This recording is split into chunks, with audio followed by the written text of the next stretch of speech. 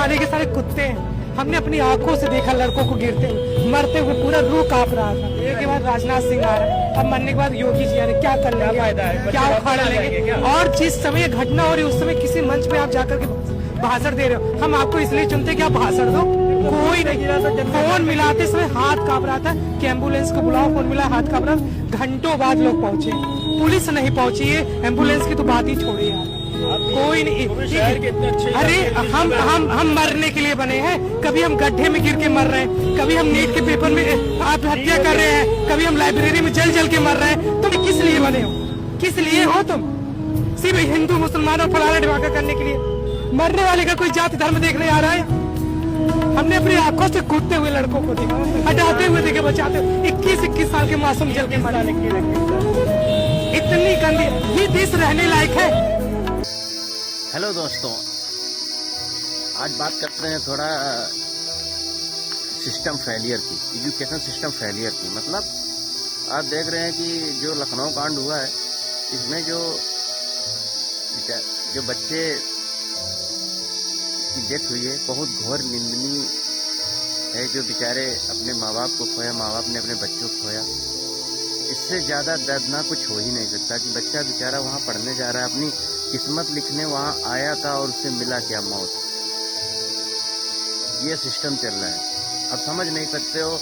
ये तो मुखर्जी नगर और राजेंद्र नगर से खतरनाक हो रहा है ये लखनऊ का अलीगंज। यहाँ की हमने देखा और सुना है कि मतलब जो गलियाँ हैं, जो इतनी खौफनाक, एक रास्ता निकलने का, एक जाने का, नाले इस तरीके से वहाँ पे हैं, तो मतलब सिस्टम कितना ही अभी खराब चल रहा है। सरकार का मतलब कोई एक्शन ही नहीं है इस पर। और उसके बाद जो एक ही देख रहे हैं कि ये चीज़ें होती हैं, घटना घटित होती हैं, उसके बाद लोग फिर से वही काम। अभी मतलब ये घटना घटित हुई, यहाँ से लेके कानपुर, लखनऊ, दिल्ली, जितनी कोचिंग है, जहाँ भी जो भी लाइब्रेरियाँ हैं, मतलब अभी तो लोग इसको एक्टिव हैं, सब बंद करवा रहे हैं। लेकिन अभी देखना आप लोग, बहुत मुश्किल है कि ज़्यादा से ज़्यादा एक महीने बाद तुमको फिर वही सिस्टम नज़र आएगा सब।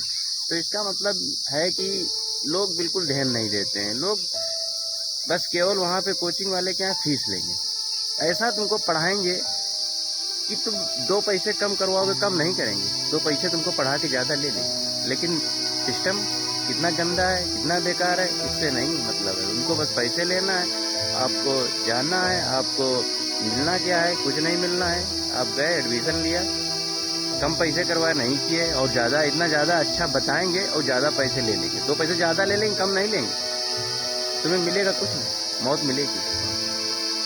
देख रहे हो सिस्टम, देख रहे हो भाई। तो इसीलिए बहुत ज़रूरी है, जहाँ भी जाएं थोड़ा संभल के जाएं, क्योंकि आजकल कुछ समझ नहीं आ रहा है कब क्या हो जाए, कोई अता पता नहीं है। तो मैंने सोचा थोड़ी देर बात कर लेते हैं। और नेता लोगों क्या है, लोग रो दे रहे हैं आगे, मतलब तुम सरकार में हो, रो दे रहे हो, रोने से क्या हो जाएगा यार, रो दो, नहीं होता है। दिखावा कर दिया, रो के लोग रो रहे हैं, ये कुछ नहीं है। तुमसे फेलियर हो, कुछ नहीं कर सकते हो। ये सब चीज़ें हैं, अच्छी नहीं है। इसीलिए बहुत संभल के रहें। और जो दिव्यांग बच्चे हैं बेचारे, उनके लिए विनम्र श्रद्धांजलि देते हैं। आशा करते हैं जल्दी सब सही हो।